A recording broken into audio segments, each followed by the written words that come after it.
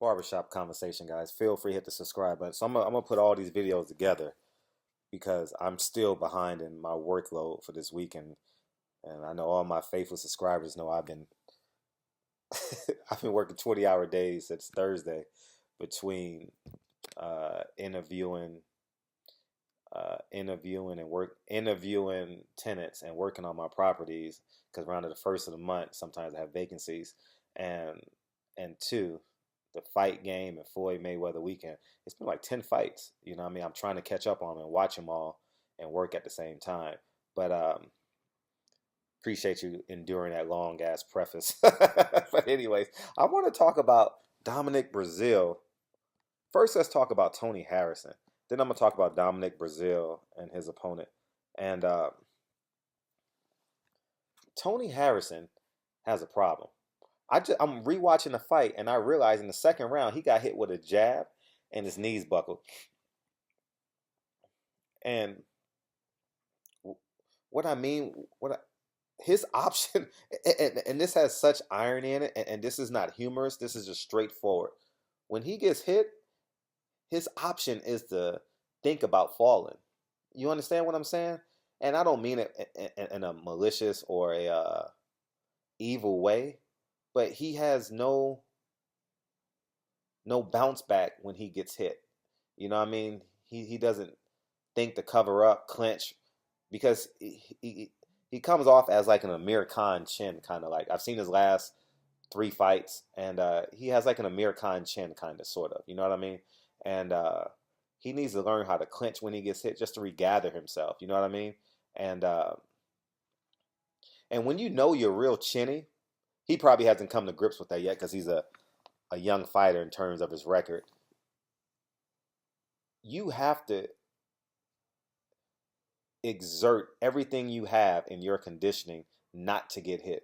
He's literally dominating the first 6 rounds. I'm rewatching his round 4, 130 left in round 4. He's winning every round. And you see Hurd getting closer and closer, which shouldn't happen if you're chinny and you're carrying Harrison's body composition. Hurd and Harrison has two completely different body compositions. The reason why I picked Hurd in this fight, because I thought he would catch Tony Harrison at some point because of him being chinny. And he has a tendency just to stop and fight when he should never stop and fight. You know, and that's why you got to give guys credit. You know what I mean? The Pernell Whitakers, who don't expect to knock you out, knock you down, or the Floyd Mayweathers, who don't anticipate on a knockout in a fight, but anticipate going 12 rounds and dominating 9 of those 12 rounds, you know, from a defensive perspective and a counterpunch type of perspective, when they just prey on your weaknesses or your holes in your offensive or defensive game. And Harrison has to work on his conditioning. I think he's going to forever be chinny from this point on. And as Roy Jones told me, I'm not sure if it was in an interview or in a private conversation, he says he's been chinny ever since he came down from heavyweight. His body just was never the same, and there's no cure for it. He didn't say cure, but he pretty much said something close to that. And Harrison needs to work on his conditioning, because when his conditioning fails him, that's when he loses. You know, the Nelson fight, no way in hell he should have lost that fight. I think it was 1-5, 3 seconds left in that round. Survive the round, go to your corner, recuperate, and get your Gala Hoya jog around Felix Trinidad. You understand what I'm saying? So hope you guys got my serious joke I said right then and there. And let's go forward to Dominic Breazeale. This is another example about conditioning. Dominic Breazeale is getting bigger and bigger and bigger and bigger. You know, I'm watching him on TV and I'm like, is this the same guy that I saw fight a couple years ago? Where he is lean, soft and lean. You know, where he's at the back then, about 2 or 3 years ago, he was at the point in his career where he can go either way. Either he's going to be a fat, sloppy heavyweight, like most of these 32, 33, 34-year-old heavyweights become, because you don't have to make weight as a heavyweight. You just got to have a lot of weight.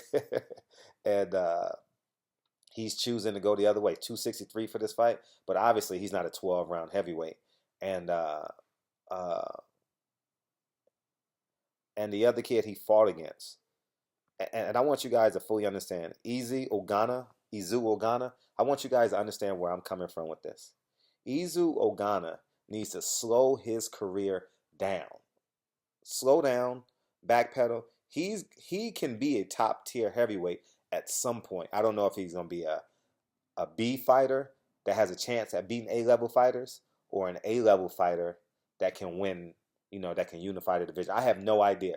But the skill level I saw in him tonight was like, you won't see heavyweights go to the body because it makes them vulnerable.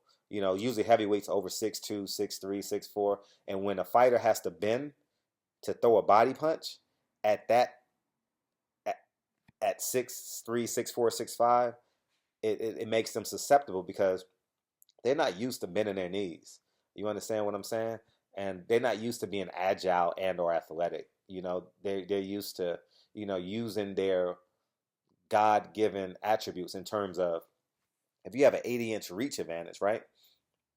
You just get out of the way. You take a half step back, and as a heavyweight, there's not going to be no agility coming your way. It's usually really, really plotty at the heavyweight, cruiserweight division. So you have chance to get out of the way of shots, out of the location, change your area code or zip code if you prefer. Take 2 steps back, reload, and come back. But not at the welterweight division or these lighter weights, these 8-ounce gloves divisions, because, you got a little bit more agility and stuff like that. So anyways, but conditioning is so crucial. Harrison, Breazeale, and Izu Ogana, conditioning played the biggest part of these fights. Ogana was, in terms of in the ring with Breazeale, he was the A-level fighter, and Breazeale was the more experienced B-level fighter, in my eyes.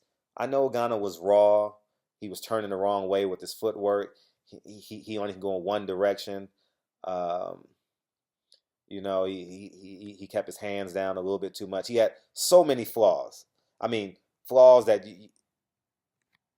you look at, you can't believe a professional guy with 17 fights is making that mistake. But in actuality, he is. But moving forward, young fighters, basketball players, football, whoever is listening to this video, there's 2 things that you carry over in every sport. And I want you guys to fully understand this, because I was a speed and agility coach for Olympic athletes all the way down to NBA athletes, NFL athletes, high school athletes, and to myself.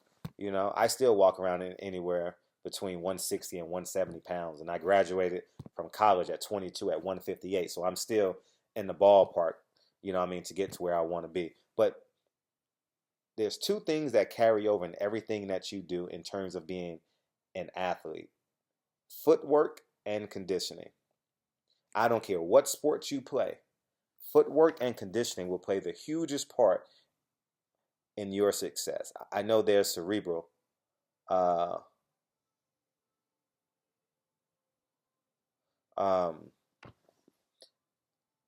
know that. Let me digress. I just got a text and it kind of threw me in a loop.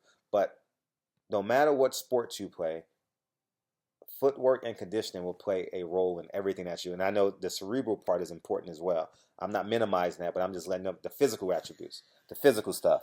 But I want you guys. So please understand what I'm coming from when I say this. If these guys were up to par in terms of their conditioning, we would have had a completely different outcome. Tony Harrison would have been taking that belt back to Crunk's gym in Detroit. Ogana would have been a top 10 heavyweight. Looking in on these 4 or 5 top tier heavyweights that intend on fighting one another at some point. But anyways, even though he lost, he has a chance. You look at Breazeale, he is who he is. But when I look at Ogana, he has a chance to be a very good fighter. He just has to slow down and catch the last lap of these 4 heavyweights fighting each other. Let these guys fight each other and go through. He don't need to fight Ortiz first. He don't need to fight Wilder first, Parker first, Joseph, Anthony Joshua. Let these guys fight each other, Tyson Fury, and then in 2 years when they're on their last lap, they done beat each other up, and they got one last hurrah. Then it's your turn. Then you come through as a fresh face heavyweight. But until then, you work on fighting, the Tony Thompsons, uh, the David Prices, these guys that I believe that you can beat with, semi-credible names. Maybe you fight a Shannon Briggs, somewhere in that realm. You understand what I'm saying? Uh, Brian Jennings at some point. You still need some training to get to Brian Jennings, but the Steve Cunninghams, stuff like that where you can just physically impose yourself on them. But anyways, that was my thoughts, and I want to talk about the melee that I heard about. I saw it on TMZ, um, about Deontay Wilder and Dominic Breazeale. I don't know what the hell went on with that, and I'm gonna hold my water as it relates to that, because what people don't understand in combat sports, and I tell you guys, football is the only time in my life where I ever really wanted to hurt somebody. I played football for 2 years in college, and it was my third best sport per se, but I was actually really good at it, right? And I what do you do with all that alpha testosterone when you're done fighting and when you're done arguing and bantering, and and I genuinely believe that's what happens in boxing. That's why we see a lot of football. I'm not justifying it. I'm just saying, if it's combat on combat, we should hold our water. If Dominic Breazeale is fighting with Anthony Joshua, hold your water. If Dominic Breazeale is fighting a fan like me, then you have every right to pass immediate judgment. You understand what I'm saying? But if they're going at one another, they just got out the ring. Dominic Breazeale believes he can beat Deontay Wilder, and he might have said something too on the line. I don't know, but let's hold our water as it relates to that. But I just want to say congratulations to Deontay Wilder. He won. I saw a lot of flaws in Deontay Wilder, and at the end of the day, he's still our heavyweight champion of the world. And I don't even, and I'm not even talking about black heavyweight champion of the world. He is our champion as an American. You know what I mean? If there is such a thing, right? I know some of you guys may say I don't feel American, but he is our American champion, and he is that to me. I saw a lot of flaws that I can critique, and actually, you know, believe it or not, I'm a novice at fighting, but I believe I do some better things in the ring than Deontay Wilder. Probably because I'm much lighter, you know what I mean? And I keep my hands up. I don't spar much anymore, by far, not even close. But but I just love hitting the heavy bag now. I don't want my brain shaking no more. I'm about to push 40, and I listen to all these fighters talk that I interview, and sometimes even the best fighters has deliberate talking. I don't want that in my life. So I'm a novice, but I look at Deontay Wilder. Some of his stuff is almost amateurish. That left hook he throws is almost amateurish. He has lightning power. He has everything you need in that right hand in terms of power, in terms of velocity. But you got to get to that right hand, and